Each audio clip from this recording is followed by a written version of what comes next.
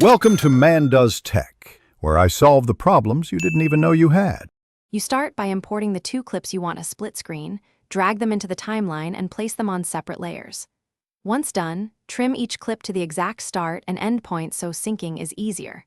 Make sure to set the project resolution and frame rate first, then turn on guides. This helps when aligning. Also, set each layer's anchor point to center.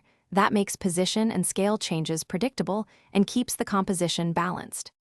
Next, apply a rectangular mask to each clip and invert one so one shows left and the other shows right.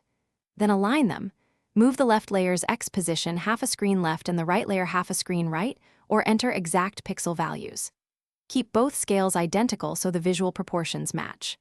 Once aligned, feather the mask slightly, typically 0 to 3 pixels, to avoid harsh seams, and if you want separation, place a thin solid line in the center to act as a divider. Finish by matching motion and color so both halves feel like one scene. Copy transform keyframes between layers and use the color panel to align exposure and saturation. Once done, render a short test segment to verify sync and edges, then export using H.264 or MOV at your project resolution. If you see a seam or flicker, make sure both anchor points are exact. Slightly increase mask feather or